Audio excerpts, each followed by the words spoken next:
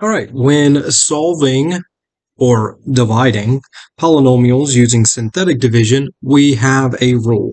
First, we've got to find the zero to the thing we're dividing. So what is the zero?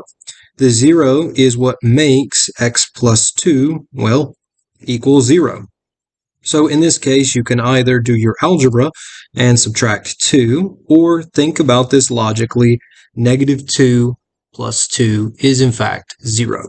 Now this number goes in what I like to call the house, and so we put it in a little box, and then we take the coefficients of the thing we're dividing and make sure it's in descending order from highest exponent to least. So 2, the next one would be negative 5, then negative 9, and then 18. And once we have all of those, we will draw a line underneath and bring down our first coefficient. This 2 that is brought down will now need to be multiplied by this negative 2. So negative 2 times 2 is negative 4, and we add these two numbers. So we'll take that product and put it diagonally up here, and then add straight down. So negative 9.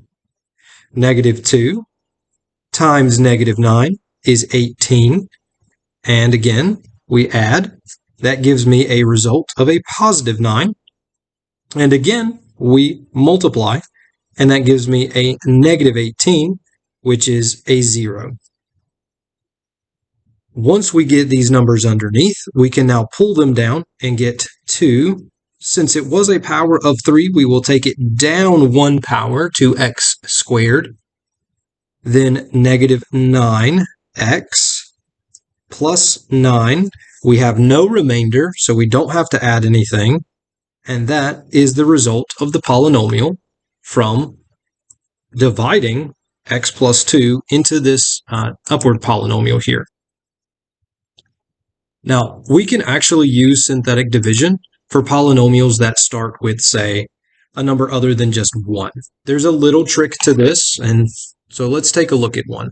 So what if I had, let's say, 4x cubed plus 10x squared plus 14x plus 5, and we were dividing it by the linear equation 2x plus 1. So most times we would say, oh, that's a 2. We must then do long division, which will work. But if we still locate this 0, and the way we do that is take 2x plus 1, equal it to 0, and solve for x. So subtract 1. 2x equals negative 1, and divide by 2. So my 0 is at negative 1/2. That negative 1/2 goes into the house. And we can still pull these coefficients like we did in the last example. So 4, 10, 14, and 5. Draw our line and bring down our 4. And synthetic division requires us to multiply. So negative 1/2 times 4 is a negative 2. We add these two numbers and continue that process of synthetic division. So 10 minus 2 is 8. And again, we multiply down this whole line here. Negative 1/2 times 8 is negative 4. Add, the result is 10. Multiply, it's a negative 5. So when I add, I still get a 0. Now, because we had a 2 here, we're actually not done with this problem and we can't do what we did up here. Instead, because this was a fraction, we must divide each of our answers by the denominator. So each of these divided by 2, and I will get 2. That will now be the x squared term.